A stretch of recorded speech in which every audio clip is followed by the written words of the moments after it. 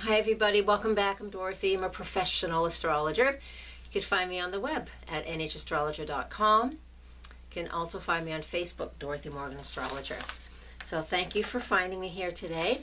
This is for Pisces, or those with Pisces rising, and we are talking about April, May, and June. So let's start with April 4th. On April 4th, we have a full moon, lunar eclipse at 14 degrees of Libra. This is going on in your 8th house. Now, Libra energy is all about relationships and partnerships. It's in that 8th house for you. And so that 8th house is a very transformational house. So when you have Libra in that area of the chart, we're looking for balance when it comes to transformation. We're looking for balance when it comes to those outside resources that we're able to use, which tend to be either, spousal's income or money that we get to borrow, money we get to use, like credit card debt, things like that. And all of this is really being highlighted for us during this eclipse on April 4th. Now I want you to look back to October 8th. And October 8th we had an eclipse just 1 degree away from this one. So 6 months ago something was going on in your finances. Now some people even, this is an area too that's all about bankruptcy because it's over borrowing as well. So something was going on in October 8th. Now I'm not saying you're going to go through bankruptcy. I'm just saying whatever was going on in October, and in a month or so on either side of that, early October, it is coming up again on April 4th. And not again that, oh, I have to deal with this again. It just gives us a second opportunity or a final opportunity to truly clear the deck or truly understand what it is that's going on for you. This is a very transitional period and a very transitional area to have an eclipse. So that just means that there's a lot of shifts and changes for you who are Pisces, all right? I know those shifts and changes are pretty easy because Pisces is usually relatively easygoing. So the influence that you get here is just allow these financial shifts, pay attention to them, but make sure that you kind of go with it as best you can, all right? Now, October 8th will be your clue, what was going on around there. So let's move on. On April 8th, we have Jupiter. It's moving direct. It's stationary, moving direct. It will be at 12 degrees of Leo, and that is in your 6th house. And that 6th house is that area of your chart, which is about your daily routine and the habits and the health habits that you have and the healthy things that you do for yourself every day, like brush your hair, take a shower, brush your teeth, eat well. It's also your work. Now look back to September. Because when a planet moves direct or retrograde, it's stationed at a certain number for quite a long time.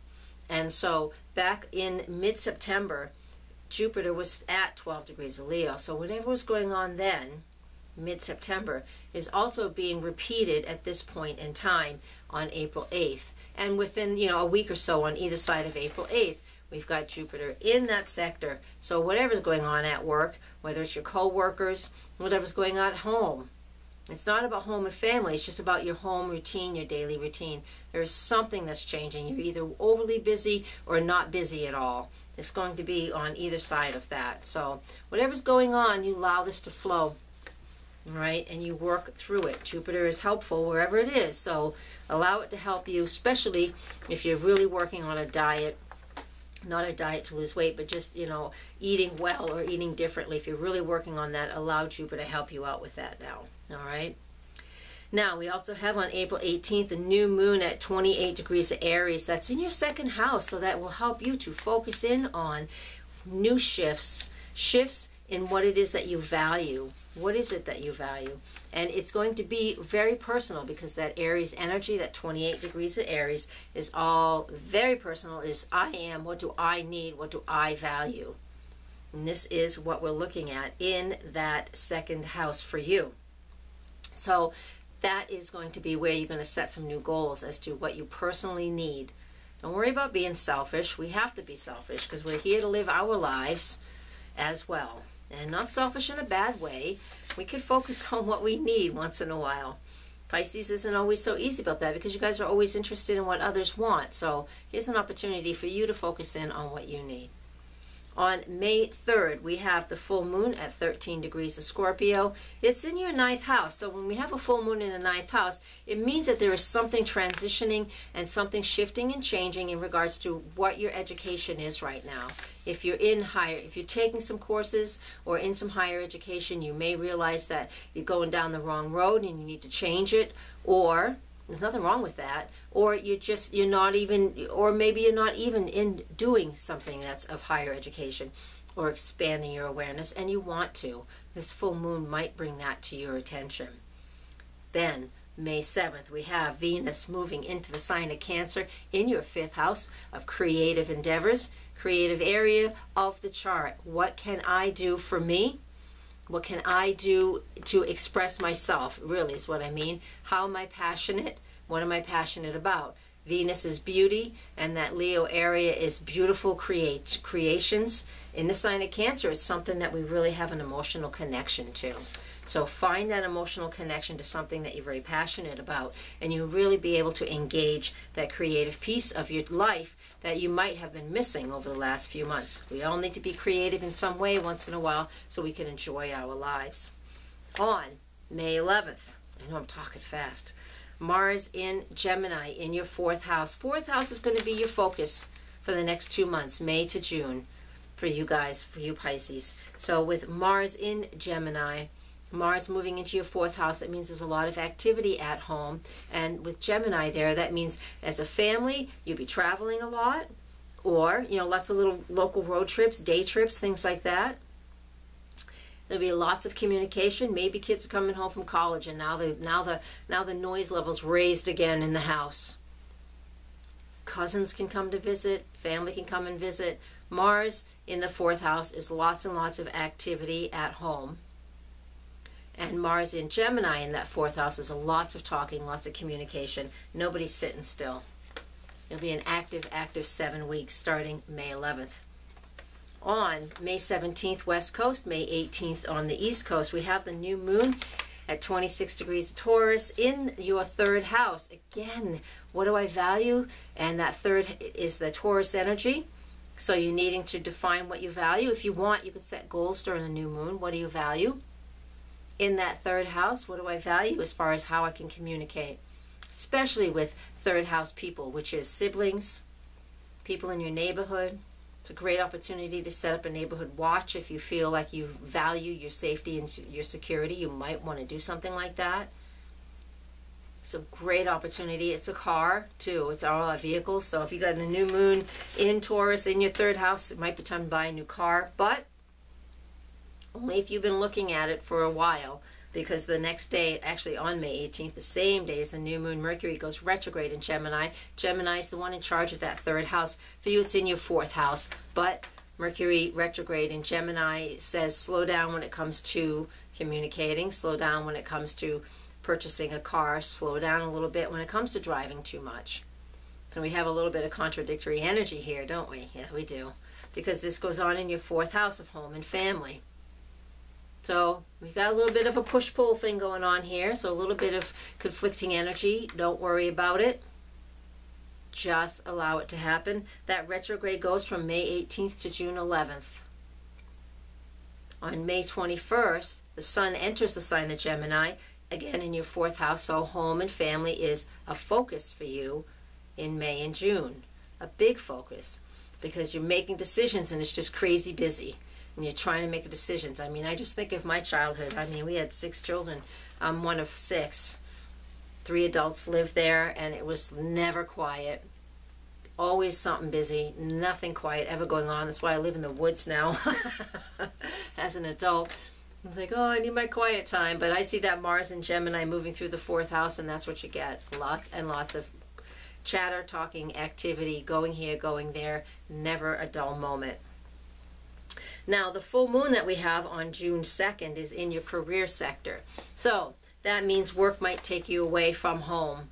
So things get busy there, but you're not there, because the full moon is up there in that career sector. So you could very well be traveling. Not everybody, of course, traveling, or just spending more time at work, or having to go take some additional educational courses for your career, for your work. That's what that full moon up in that 10th house in Sag is all about for you. On June 5th,